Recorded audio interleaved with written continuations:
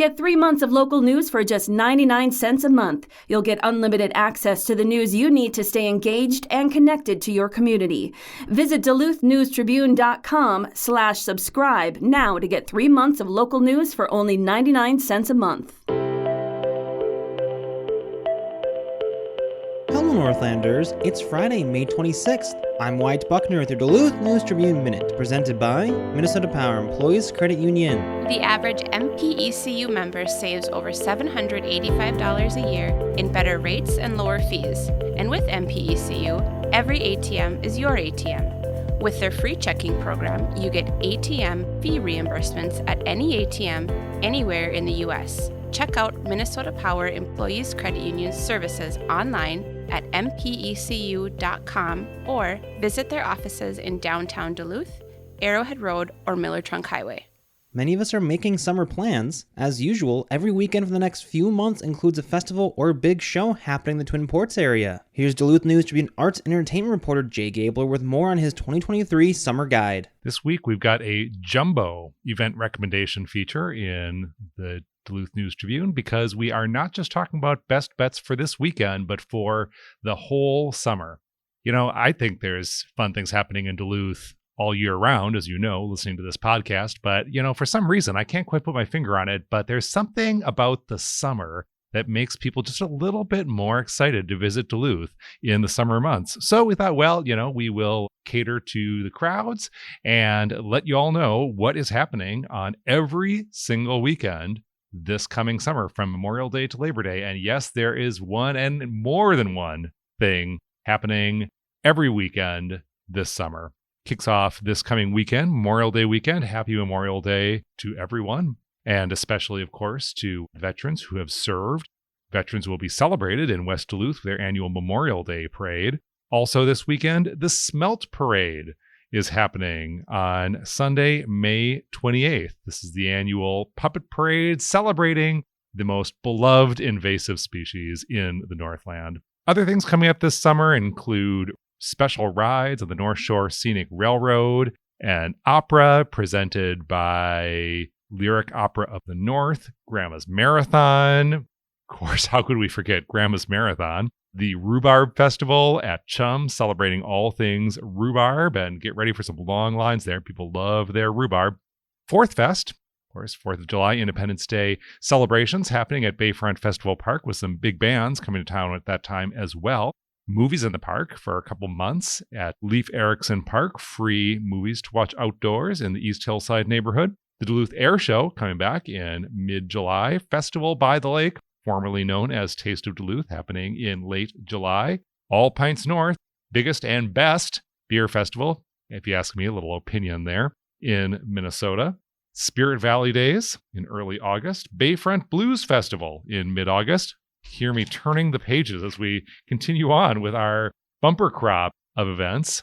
Jurassic Park in concert. The DSSO playing its first big blockbuster score. That's happening on August 19th. There's the Dragon Boat Festival. Superiorites love to go see the dragon boats race, and many of them race in the dragon boats because there are a lot of participants in that boat race. And then the summer closes as usual, at least the, calendar summer closes on Labor Day weekend, that is, with Duluth Superior Pride. For more information on these and all sorts of other summer weekend events, check out duluthnewstribune.com. I'm Jay Gabler. Now here's a look at today's headlines.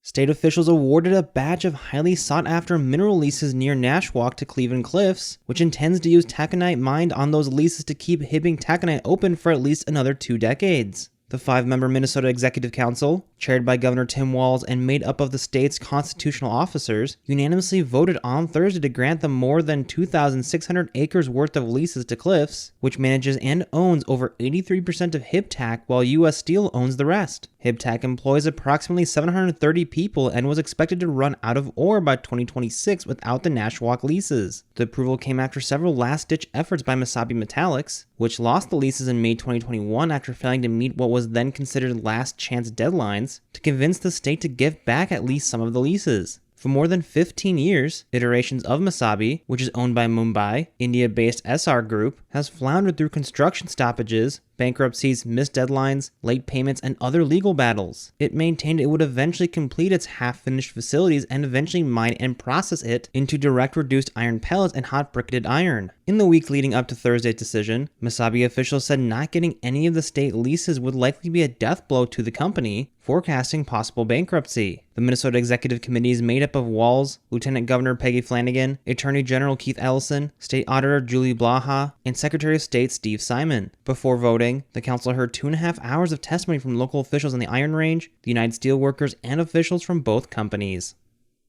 Minnesota is officially on the way to creating a tax-funded, state-administered paid family and medical leave program for workers. Governor Tim Walz on Thursday signed a bill creating a state program that would offer 12 weeks of family leave and 12 weeks of medical leave with a 20-week annual cap. All businesses would be required to participate or offer equivalent benefits. Benefits start in 2026. Surrounded by lawmakers and advocates who have been working for a decade to establish paid leave in Minnesota, Lieutenant Governor Peggy Flanagan said the program is a key piece of the Walz administration's goal of helping working families and children. Low-wage workers often do not have access to the same benefits as higher-paid members of the workforce. Advocates say 1/3 of Minnesota workers, about 900,000 people, don't have any paid time off. The House bill sponsor, Representative Ruth Richardson, a Democrat from Mendota Heights, said the program will help eliminate economic disparities among ethnic and racial groups. The bill was a priority this session for DFL lawmakers who won complete control of state government in November. Under the program, workers who use paid leave will qualify for compensation based on their wages. A worker who earns less than 50% of the state's average weekly wage would get 90% of their normal pay. A worker earning more than 50% of the state's average wage would get 66%, and those earning double the weekly average would receive 55%. It will take a while for the paid leave program to start up. While the initial bill would have gone into effect in 2025, the final language calls for a start date of January 1st, 2026. Minnesota is establishing a new office to administer the program that will be staffed by about 400 new employees.